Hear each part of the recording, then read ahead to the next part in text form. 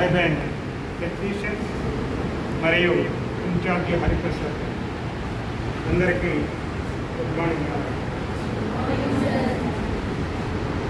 ప్రస్తుతం మనమందరం కూడా సేవా కార్యక్రమంలో నిమగ్నం ఉన్నామని అనుకుంటున్నాం. బీఫార్మసీ, ఎంబీబీఎస్, ఆయుష్, హోమియో, నర్సింగ్ ఇవన్నీ కూడా మనమంతా కూడా మెడికల్ డిపార్ట్మెంట్ మొత్తం కూడా సేవా దృక్పథంతో ఉన్న వారే ఈ డిపార్ట్మెంట్లోకి వస్తారని నా ఉద్దేశం. కాబట్టి ఏదైనా మనం అంటే మనందరి సేవ చాలా అవసరం. ముఖ్యంగా యువత, మీరు ఇక్కడ ఏదైతే నేర్చుకుంటారో దాన్ని సమాజంలో ఇంప్లిమెంట్ చేసినప్పుడే దాని యొక్క ప్రాధాన్యత ఉంటుందని. కాబట్టి ఇక్కడ మీరు 4 సంవత్సరాలు మెడికల్ విద్య నేర్చుకొని మీ వృత్తిలో నిమగ్నమై కమిటై సేవాతో ఉండాలని ఉంటారని కూడా నేను మిమ్మల్ని కోరుకుంటున్నా. మరి నా పేరు వెల్లకి వెంకటేశ్వర, రిటైర్డ్ టీచర్. నేను 30 సంవత్సరాలు ఉపాధ్యాయ వృత్తిలో పనిచేసి రిటైర్ అయిపోయిన 3 సంవత్సరాల నుంచి ఐబ్యాంక్ ఖమ్మం అనే సేవా కార్యక్రమంలో పాల్గొని సర్వీస్ని ఉపయోగిస్తున్నాను. నేను వాలంటరీ సర్వీస్ చేస్తాను. ఎందుకు చేస్తున్నానంటే నాకు ఒక ఇంట్రెస్ట్ ఉంటుంది. సర్వీస్ చేయాలని, సమాజానికి సర్వీస్ చేయాలనుకుంటున్నాను కాబట్టి చేస్తాను. కాబట్టి ఈ సర్వీసు ఎవరి కోసం చేయాలంటే మన దేశ భవిష్యత్తు, ఈ దేశ భవిష్యత్తు అంతా యువతల మీద ఆధారపడి ఉంది. ఈ దేశంలో, మన భారతదేశంలో దాదాపు 15 లక్షల మంది అంధులు, గుడ్డివారు ఉన్నారు. మరి ఈ 15 లక్షల మంది భారతీయుల అందుల్ని మనం ఈ ప్రపంచాన్ని చూడటానికి వారికి మనవంత కర్తవ్యం, మనమంతా సేవ చేయాలి మన స్థాయిలో. అది ఎలా చేయాలి అంటే ఇప్పుడు ఖమ్మం ఐ బ్యాంక్ ఉంది, రకరకాల ఐ బ్యాంకులు ఉన్నాయి. మీకు కూడా ఒక సబ్జెక్ట్ ఉందని చెప్పారు విక్రమేణ గారు. ఇప్పుడు ప్రతి చనిపోయిన వ్యక్తి ఐ డొనేట్ చేయగలిగితే భారతదేశంలో ఒక్క గుడ్డివారు కూడా ఉండరు. మీకు ఆశ్చర్యపోతారు, సార్ చెప్పేది నిజమే కాదని. ఇది ఫ్యాక్ట్. ఎందుకంటే ప్రతిరోజుకి ఎంతమంది చనిపోతారో మన స్టాటిస్టిక్స్ చెప్తూ ఉంటాయి. చనిపోయిన ప్రతి వ్యక్తి కనుక ఐ డొనేట్ చేయగలిగితే అసలు గుడ్డివారు లేని భారతదేశంగా మనకు ఉంటుంది. ప్రపంచ దేశాలతో పోల్చుకుంటే మనం చాలా వెనకబడి ఉన్నాం. ఇతర దేశాల్లో మనలాగా ఉండదు. వాళ్ళు ముందే బాండ్ వేస్తారు, డొనేట్ చేస్తారు. నా ఐస్ డొనేట్ చేస్తా, నా బాడీ డొనేట్ చేస్తాను, శ్రీలంక దేశాలు చూసుకుంటాం మనకి. కాబట్టి మనం ఎందుకు చేయకూడదు అనే ఆలోచన మనం రావాలి. మాలాంటాలు మీకు కల్పించాలని బాధ్యత మనకు ఉంది. కాబట్టి ఈరోజు ఈ ప్రోగ్రాం తీసుకొని సార్ని అడిగి, సూపరింటెండెంట్ గారిని, మరి మేడం గారిని, మీ స్టాఫ్ మొత్తాన్ని రిక్వెస్ట్ చేసి మేము ఈ ప్రోగ్రాం తీసుకున్నాం. కాబట్టి మీరంతా వచ్చారు, సంతోషంగా మాకు ఒత్తిడి ఉంది. మీరంతా కూడా మీరంతా బాధ్యతగా సమాజంలో ఎవరైనా ఎక్కడైనా చనిపోతే వారికి మోటివేట్ చేసి ఐ డొనేట్ చేసి కార్యక్రమంలో పాల్గొంటున్నట్టు కోరుతున్నాం. ఇక అసలు ఎవరు చేయాలి ఐ డొనేషన్? కళ్ళు దానం ఎవరు చేయాలంటే దీనికి ఏమైనా అర్థాలు ఉన్నాయా?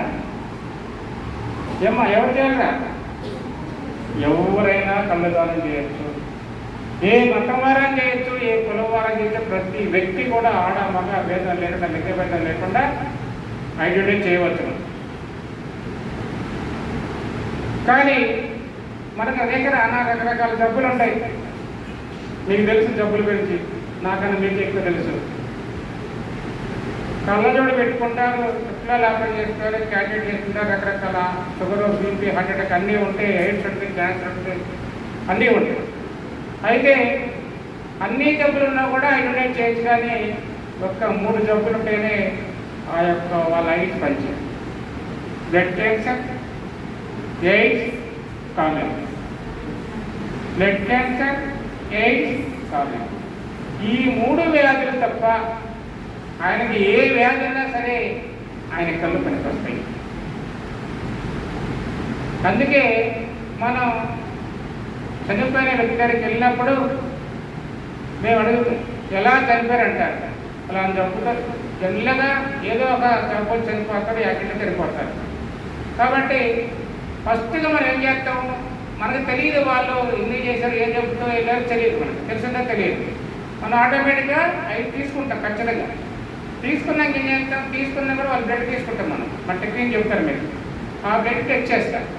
అందులో వాళ్ళకి ఐడెంటిఫై అయిపోతుంది చెప్పండి. దానివల్ల అప్పుడు ఐస్ పనికొస్తలేదని మనం అవి పనికొస్తే వాడతాం, లేకపోతే అవి వాడతాం.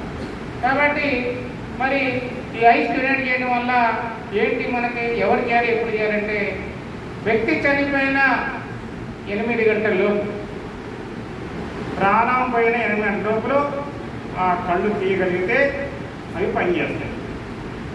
మరి ఎలా మనకి చనిపోయినామంటే మనకి చెప్తారా? అసలే కుటుంబ సభ్యులు చాలా బాధలో దుఃఖంలో వెళుతూ ఉంటారు.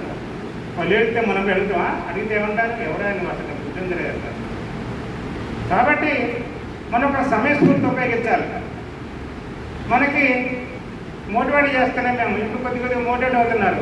మనం జాగ్రత్తగా డీల్ చేయాలి. అక్కడ ఎవరైతే ఆ గ్రామంలో ఆ కుటుంబంలో ఎవరైతే ఐడియాలజీ మీద అవగాహన ఉంటుందో వాళ్ళు ఆ కుటుంబ సభ్యుల్ని మోటివేట్ చేయగలగాలి. అప్పుడు వాళ్ళకి కన్విన్స్ అయ్యి ఒప్పుకుంటే మనం టెక్నీషియన్ పంపిస్తాం. ఏమంటే మన ఐబ్యాక్ టెక్నీషియన్ ఫోన్ నెంబర్ ఉంటుంది. ఆ ఫోన్ నెంబర్కి వాళ్ళకి కాల్ చేయమని చెప్తాం. కాల్ చేసినాక వాళ్ళు అక్కడికి వెళ్తారు. వెళ్ళినాక సమస్య వస్తుంది. అక్కడ ఏంటి, మేము ఇవ్వండి కుటుంబ సభ్యులు అయినా సరే అక్కడ కూడా పోయిన టెక్నీషియన్ ఈయనంటే చేసేది అనేది మోటివేట్ చేయాలి. కుటుంబ సభ్యుల యొక్క అంగీకార పత్రం మీద సంతకం తీసుకోవాలి కంపల్సరిగా, లేకపోతే క్రైమ్ అవుతుంది. వాళ్ళ విల్లింగ్తో రిటర్న్ కమిట్మెంట్ ఉంటేనే మనం ఆ డెడ్ బాడీని మనం ముట్టుకోగలుగుతాము, లేకపోతే మనం ముట్టుకోకూడదు. ఇదంతా అక్కడ ఆ ఊరిలో ఉన్న వ్యక్తులు కానీ ఆ కుటుంబంలో ఉన్న సభ్యులు కానీ నేత్ర దానం మీద అవగాహన ఉండాలి. లేనప్పుడు మనం వాళ్ళ కుటుంబ సభ్యులను మోటివేట్ చేయాలి. ఇది అవసరం, ఇది ఫస్ట్ చేయాలన్నమాట. తర్వాత చనిపోయిన వ్యక్తికి చనిపోయిన వెంటనే ఏం చేయాలంటే కండ్రెప్పలు మూసేయాలి. కండ్రెప్పలు ఇలా మూసివేయాలి. ఎల్లగా చనిపోయిన కళ్ళు తిరుగుతుంటే చూసారు కదా, కండ్రెప్పలు మనమే మూసేయాలి. ఫ్యాన్ ఆఫ్ చేయాలి. కళ్ళ పైన తడి గుడ్డ పెట్టాలి, ఐస్ ముక్కలు కానీ పెట్టాలి. అప్పుడు తల కింద దిండి పెట్టాలి, హైట్ కొంచెం. ఈ 4 కార్యక్రమాలు మన వెనక చనిపోయిన వ్యక్తికి చేసినట్టయితే ఆ వ్యక్తి యొక్క కళ్ళు 8 గంటల దాకా సజీవంగా ఉంటుంది. ఇందులో డౌట్ ఏం లేదు. కాబట్టి తల కింద దిండి పెట్టాలి, కందెప్పులు మూసివేయాలి, ఫ్యాన్ ఆఫ్ చేయాలి, కళ్ళ పైన తెల్లటి గుడ్డ ముక్కలు 5 ముక్కలు పెట్టాలి. ఇవి చేస్తే చనిపోయిన వ్యక్తి యొక్క కళ్ళు 8 గంటల దాకా పనిచేస్తాయి. అందులో డౌటే లేదు. ఇప్పుడు మనకి టెక్నాలజీ డెవలప్ అయింది, ప్రెజర్ బాక్స్లు వచ్చేసినాయి, అవునే కదా. అప్పుడు 24 గంటలన్నా 2 రోజులన్నా బాగా అయిపోతుంది. అందరికి అందుబాటులో లేవుగా, మారుమూల గ్రామాలు ఉండవు. కాబట్టి వాళ్ళు మనం వచ్చాడు ఈ విధంగా చేసినట్టయితే వారి కళ్ళు మనకు పనికొచ్చే అవకాశం ఉంటుంది. తర్వాత అప్పుడు మా టెక్నీషియన్ వచ్చి ఆ డెమో అంతా మీకు మా టెక్నీషియన్ చెప్తారు. అప్పుడు క్లియర్ వెళ్తారు. కానీ తర్వాత మరలా కళ్ళు తీసినాక జాగ్రత్త ప్రిజర్వ్ చేసి మనం కార్పొరేట్ హాస్పిటల్కి, గవర్నమెంట్ హాస్పిటల్కి అధికారులు పంపించారు. అవి వెళ్ళిపోయిన వెంటనే అక్కడ వాళ్ళు రిసీవ్ చేసుకొని స్టోరేజ్ చేస్తారు. చేసి ఎవరైతే ఐ కోసం రిజిస్ట్రేషన్ చేసుకుంటారు కదా, నాకు ఐ కావాలని రిజిస్ట్రేషన్ చేసుకుంటారు. ఆ రిజిస్ట్రేషన్ చేసిన వాళ్ళకి ఐ డొనేట్ చేస్తారు. మనకు చెప్పరు, చెప్తారా? మనకి చెప్తే ఏమైంది తెలుసా మీకు? మళ్ళా నా కళ్ళు అమ్ముకున్నాను, నువ్వు నా కళ్ళు అమ్ముకున్నా డబ్బులు ఏమైనా పేరెంట్ వస్తారు, గొడవ కొడతారు కదా. అందుకే మాకు చెప్పరు, వాళ్ళు ఎవరికైనా చెప్పరు. కాబట్టి అది కాకుండా ఇంకా ఒక కారణం ఉంటుంది. మరి దీనివల్ల మనకి ఏమైనా ఉపయోగం ఉందా? కుటుంబానికి ఏమన్నా ఆధారం ఉండదు ఇక్కడి వల్ల ఉంది. ఏంటంటే ఎవరైతే ఐ డొనేట్ చేశారో వారి కుటుంబంలో ఎవరైనా